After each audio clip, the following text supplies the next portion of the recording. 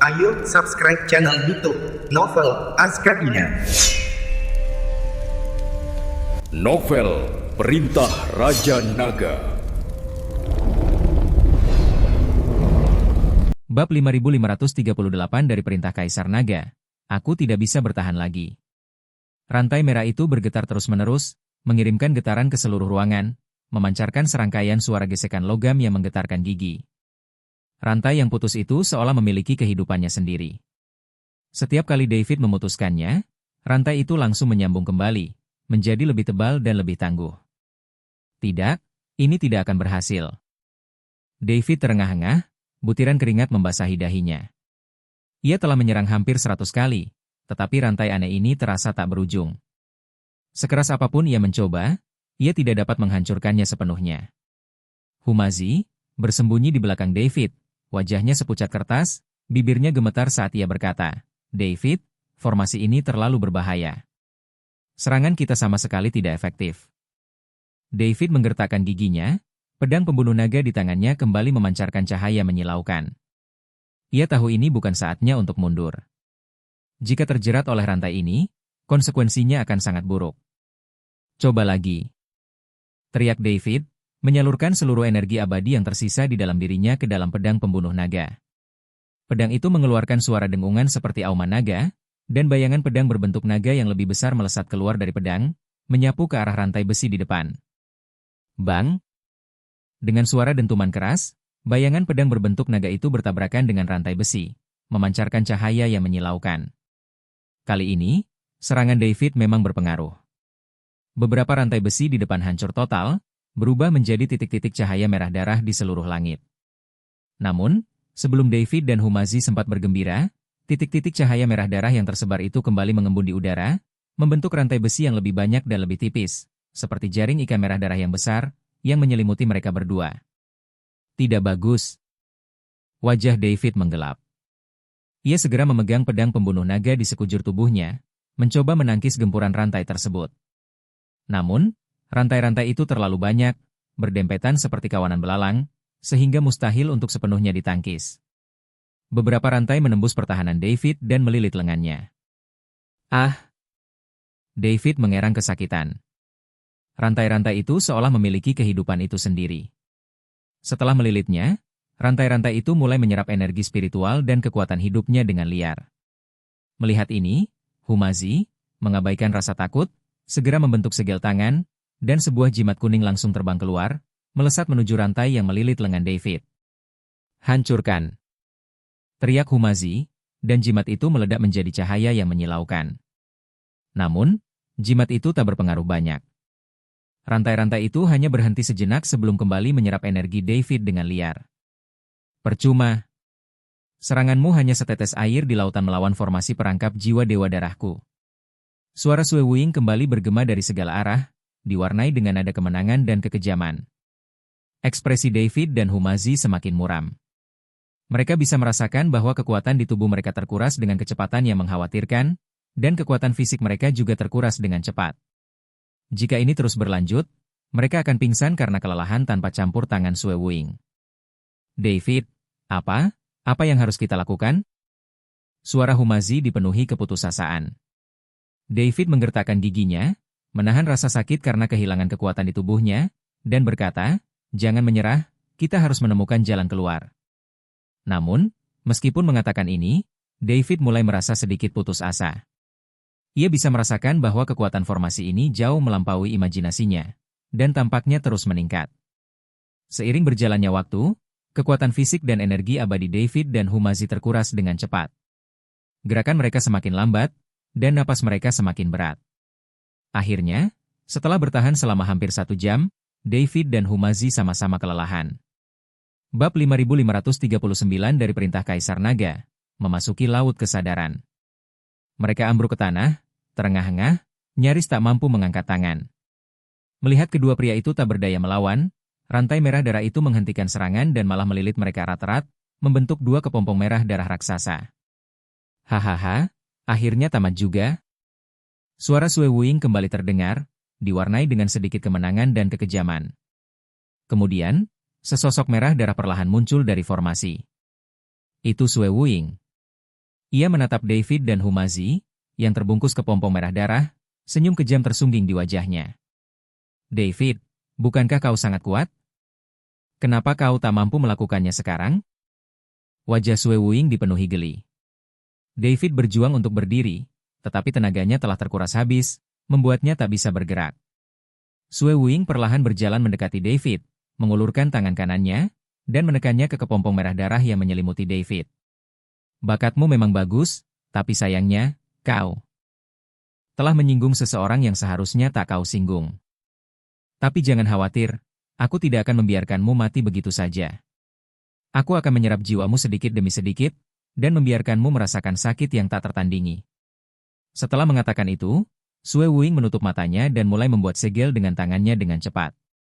Rune darah berterbangan dari tangannya dan menyatu dengan kepompong darah yang membungkus David. Teknik melahap jiwa dewa darah, teriak Sue Wuing. Dalam sekejap, kepompong darah yang membungkus David mulai menyusut, dan pada saat yang sama memancarkan cahaya merah yang aneh. David bisa merasakan jiwanya ditarik oleh kekuatan yang dahsyat, seolah-olah hendak direnggut dari tubuhnya. Ah! Teriak David kesakitan. Perasaan jiwanya ditarik 1000 kali lebih menyiksa daripada rasa sakit fisik apapun. David. Humazi, melihat ini, mencoba meronta untuk membantu David, tetapi ia pun terkurung dalam kepompong merah darah, tak bisa bergerak. Sue Wuing membuka matanya dan menatap perjuangan David, senyum puas tersungging di wajahnya. Bagaimana? Bukankah ini perasaan yang luar biasa? Jangan khawatir, ini baru permulaan. Masih banyak lagi yang akan datang. Sue Wuing menutup matanya lagi dan meningkatkan kekuatan mantranya. David bisa merasakan kesadarannya perlahan memudar, tarikan pada jiwanya semakin kuat. Tepat saat jiwanya hampir tercabut sepenuhnya dari tubuhnya, cahaya keemasan tiba-tiba memancar dari lautan kesadarannya. Hom? Sue Wuing mengerutkan kening, seolah merasakan sesuatu. Tak lama kemudian, sebuah daya hisap yang dahsyat melonjak dari lautan kesadaran David, menyedot kesadaran Sue Wuing juga. Apa? Wajah Sue Wuing berubah drastis. Ia mencoba menarik kesadarannya, tetapi sudah terlambat. Kesadarannya seperti jatuh ke jurang tak berdasar, langsung tersedot ke dalam lautan kesadaran David. Ketika Sue Wuing tersadar, ia mendapati dirinya berada di ruang yang asing. Tempat itu kacau, dipenuhi cahaya keemasan, dan udaranya dipenuhi energi yang kuat dan murni. Apakah ini lautan kesadaran? Tanya Sue Wuing terkejut. Ia tak pernah membayangkan akan tersedot ke dalam lautan kesadaran David. Pada saat itu, sebuah suara agung bergema dari tengah kekacauan. Dasar orang gila yang berani, beraninya kau melanggar wilayahku. Sue Wuing menoleh ke arah suara itu dan melihat sesosok berjubah merah tua perlahan muncul dari tengah kekacauan. Sosok ini tinggi, berwajah agung, dan memancarkan aura yang kuat. Ia tak lain adalah Raja Iblis Awan Merah di lautan kesadaran David. Wajah Sue Wuing berubah. Ia bisa merasakan bahwa sosok berjubah merah di hadapannya itu sangat kuat, jauh melampaui dirinya. Siapa kau? Tanya Sue Wuing kaget. Bab 5540 dari Perintah Kaisar Naga, kesadaran spiritual dihancurkan. Raja Iblis Awan Merah mencibir dan berseru, "Akulah Raja Iblis Awan Merah. Beraninya kau memasuki wilayahku dan mencoba menyerap jiwa David? Kau sedang mencari kematian." Sue Wuing terkejut, tak pernah membayangkan makhluk sekuat itu tersegel di dalam lautan kesadaran David. Raja Iblis Awan Merah? Sue Wuing tercengang. Ia pernah mendengar nama ini saat berada di alam surga ke-6, ketika David melawan pelahap jiwa, dan pelahap jiwa memanggilnya dengan nama ini. Jadi kaulah Raja Iblis Awan Merah. Kenapa kau ada di lautan kesadaran David? Tanya Sue Wuing. Itu bukan urusanmu. Raja Iblis Awan Merah mendengus dingin. Kau berani menyakiti tuanku? Hari ini, aku akan memberimu pelajaran tentang kekuatanku. Dengan itu, Raja Iblis Awan Merah melesat di hadapan Sue Wuing, menghantamnya dengan tinju. Ekspresi Sue Wuing berubah drastis, dan ia segera merapal mantra pertahanan. Namun, pertahanannya bagaikan kertas yang menahan serangan Raja Iblis Awan Merah, langsung hancur berkeping-keping. Bang! Sue Wuing terhantam pukulan Raja Iblis Awan Merah. Ia terlempar mundur seperti layang-layang yang talinya putus dan jatuh tersungkur ke tanah. Paf! Sue Wuing menyemburkan seteguk darah dan wajahnya semakin pucat.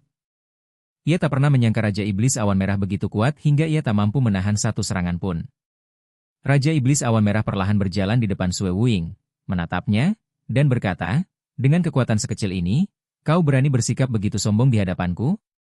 Sue Wuing berjuang untuk berdiri, tetapi pukulan Raja Iblis Awan Merah terlalu berat, dan ia tak bisa bergerak sama sekali. "Kau, jangan sombong begitu. Aku adalah tetua dari Aula Dao Jahat. Kami di Aula Dao Jahat berspesialisasi dalam mengumpulkan jiwa. Kau juga bertubuh jiwa sekarang. Jika kau berani menyentuhku, kau akan mendapat masalah besar." Raja Iblis Awan Merah tertawa terbahak-bahak, berkata, "Aula Dao Jahat? Di hadapanku, mereka hanyalah sekelompok badut." Ia kemudian menyerang lagi, meninju dan menendang Sue Wuing.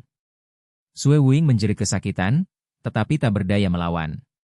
Tepat saat Sue Wuing hampir mati, cahaya keemasan tiba-tiba bersinar dari kekacauan. Melihat cahaya keemasan itu, Raja Iblis Awan Merah sedikit bergidik dan langsung bersembunyi, tanpa ketakutan.